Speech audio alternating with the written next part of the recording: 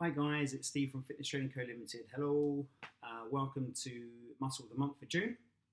And what we're focusing on today are the calf muscles. So there's two parts of your calf, two major parts, which we're going to focus on. I'll just drop the camera down for a moment. And they are the gastrocnemius, the real meaty, and probably the parts of the calves that most people tend to focus on. So that's your gastrocs there, two big bellies of muscle there, and just underneath it's your soleus or soleus, as some people call it. So they both connect to make up the Achilles tendon, which is obviously attached to your heel. So functions and actions of the calf muscles are anything that's involving sprinting or propelling you forwards, whether it's running, walking, also jumping, hopping, those kind of movements. And especially with jumping and hopping, you're going to have sort of shock absorption as well that you need. So the more mobile those calf muscles are, there's going to be less pressure as you land on any kind of hopping, jumping movements. So common problems would be anything like a sedentary lifestyle, where both sets of muscles tend to stick together. So if they're mobile, and let's say that's the calf muscles there, and they should be quite nice and easy to move through movement. If they're quite sedentary and they don't really get much use, they will be just sort of stuck together like so, and there won't be much movement between them. With less movement, this just decreases the power and that you can generate. And again, I've mentioned about shock absorption, and then places more stress into your feet or knees, hips, and even into your lower back. So it's good to keep mobilized and stretched and moving as much as you can. So constant wearing of high heels, which is not an issue that I tend to have myself, can also be a cause of, again, tight calf muscles, and also, again, generating sort of weakness into the calves themselves, or even into the Achilles. With Achilles problems, if there's little movement within the Achilles, again, because of your muscles being really tight and not really having much mobility, that's going to cause more associated problems with the Achilles themselves.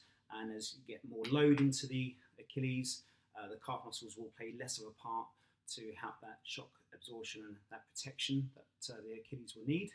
And over time, the Achilles will become a little bit more brittle, and that's when you tend to get flare-ups of Achilles heels issues and tears and things like that. So again, it's looking at ways of keeping them stretched and strengthened, and that's what we'll come on to next.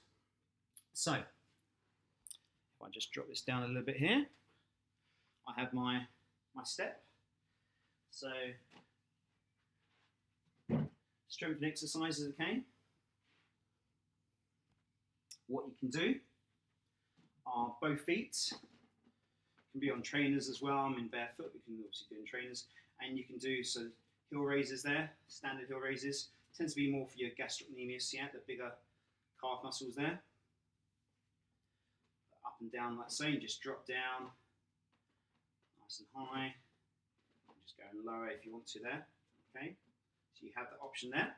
Or you can do a single leg, where you take one foot off the ground, and then you're lowering down, pushing up, which is quite testing.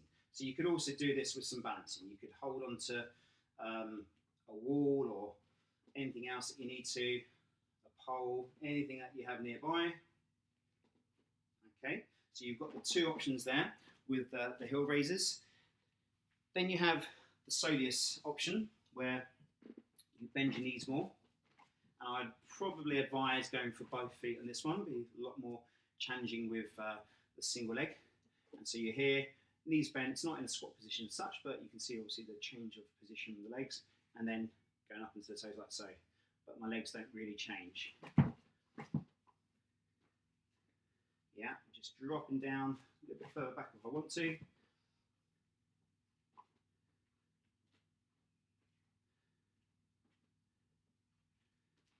Okay, and then what you can also do is I keep my camera down here so you can just see what the feet are doing. On tiptoes, taking one foot off the ground, stepping forwards.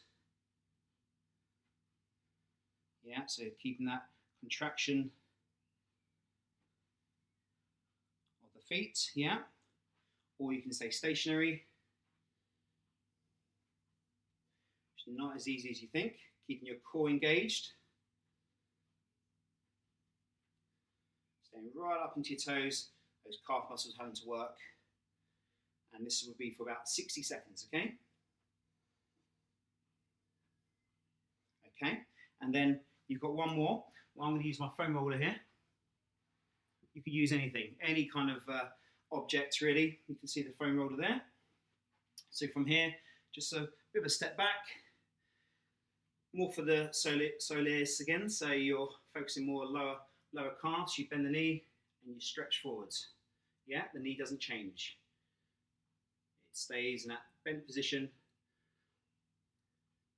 Going for 10 reps here.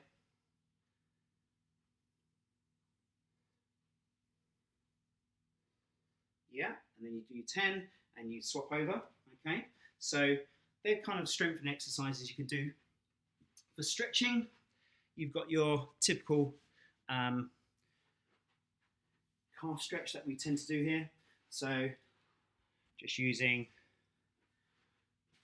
the side here, 1 foot forward, 1 foot back, push all the way into the back heel, yeah? Keeping a good long spine from the foot all the way up through the spine there, so you're not leaning forward too far. Yeah, so you have that option there. For the soleus, you again bend the knee more, yeah, and you sit back into this back heel. That's the one you want to sit back into. You still don't lift the foot up from the ground, just sitting back into it, and again that's a stretch there. Okay, so just sitting back into it, a bit like it's sitting into a chair, and then you're going to get right into this lower part of the calf. Okay, and then you can also do the downward dog, where you are on your hands and knees. Yeah. Your feet are hip width apart, your hands are right underneath the shoulders, elbows are soft, and you're just trying to lower your heels down. Or if you want to make it a little bit more dynamic, do these little steps.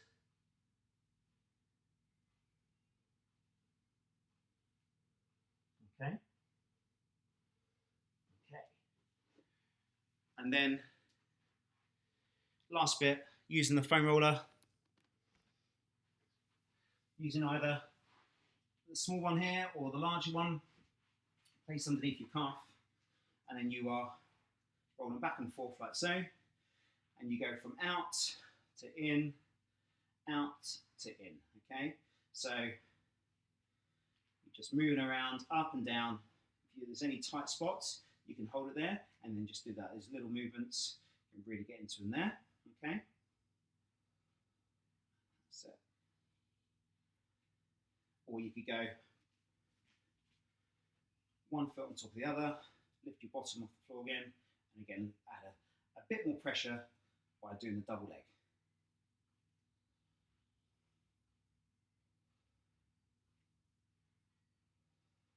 And that's making good use of your foam roller. So foam rolling and stretches up to sort of 60 seconds at a time. You could do a couple of sets if you wanted to. If there's more tightness in those areas, it's not a bad thing to add more time or more reps, more sets. For the other exercises, those strengthening exercises, looking at 10 minimum to sort of 15 maximum, and the one I said about the 60 seconds, that's, 60-second time limit is ideal for that one as well. So any questions, you know where I am, please contact me, and this is your Muscle of the Month for June. See you in July.